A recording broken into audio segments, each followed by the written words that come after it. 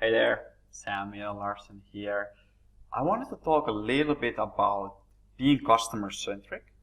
What does that actually mean?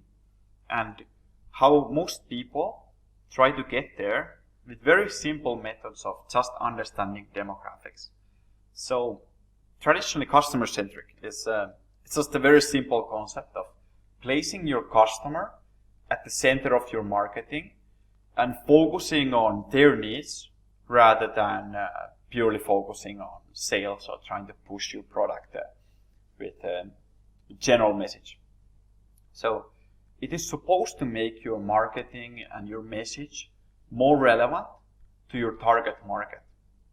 Now, how do we actually get there where you have a relevant message?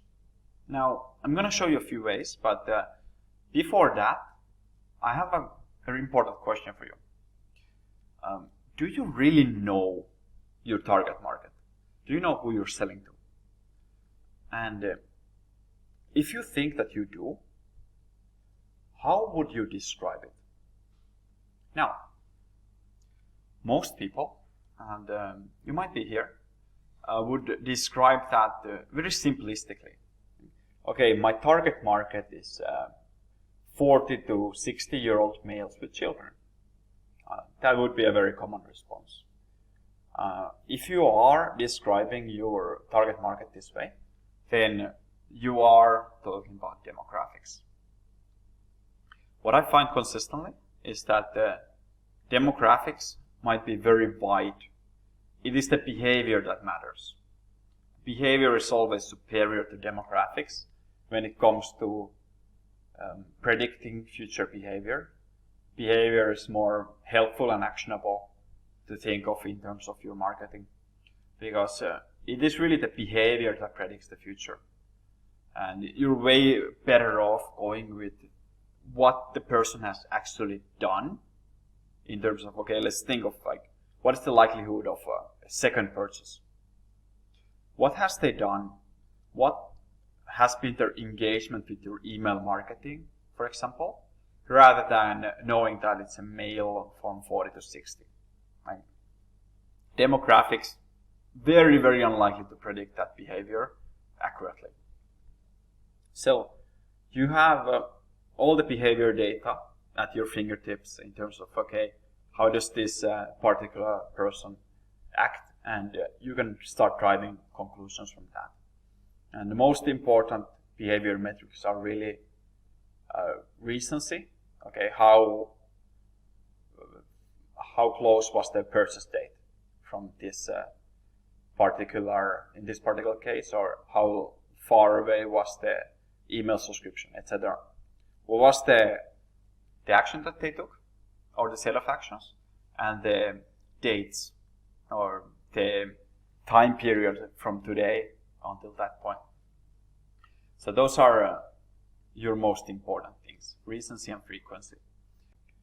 You want to start thinking of customer behavior as proof.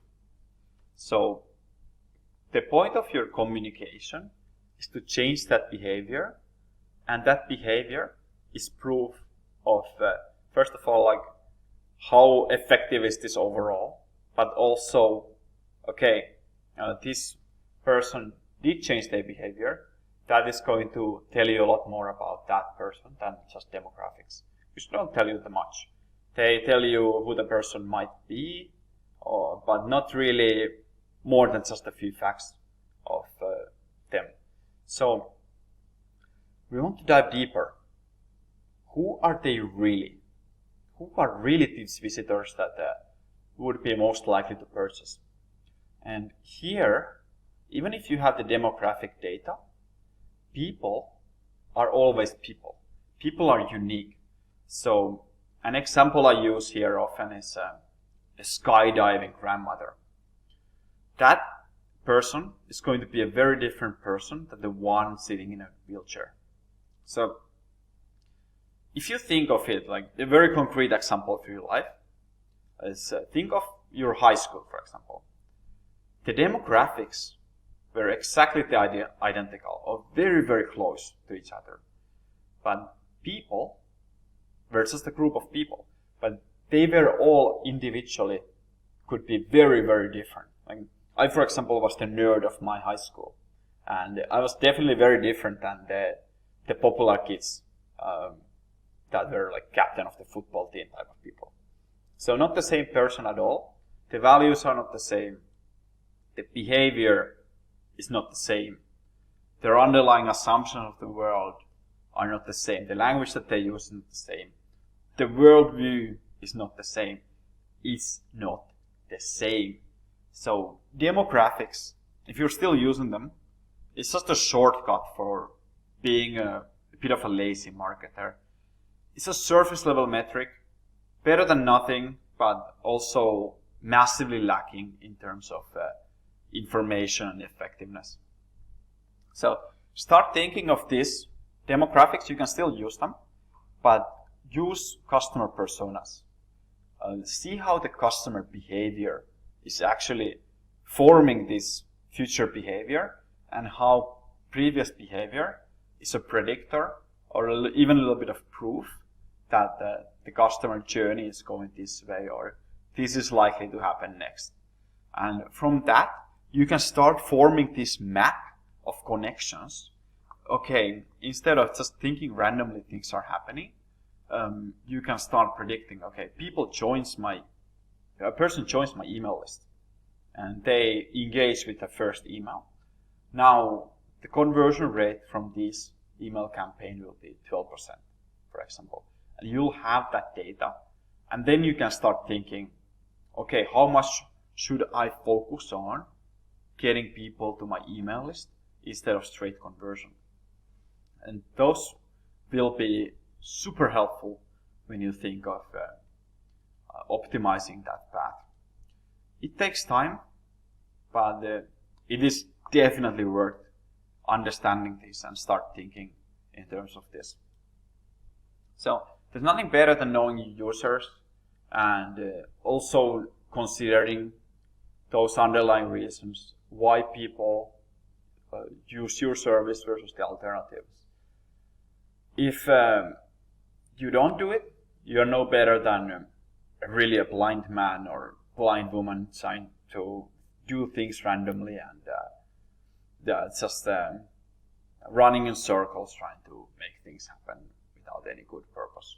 So think of intent in general in terms of instead of demographics, seek to understand beyond these facts that you see in Google Analytics, beyond just the age and gender, for example, and you will be a lot better off long term. That's my message of the day. So do that, and also what you should do is subscribe to this YouTube channel, because there's going to be a lot videos coming up, even better than this one, I promise. And make sure to also subscribe with the bell icon, so every time you get something fresh from myself, you won't miss it. And that's going to be very important. So yeah, thanks for watching. If you have questions regarding this, make sure to just comment them, and we'll be answering those for sure. Cheers.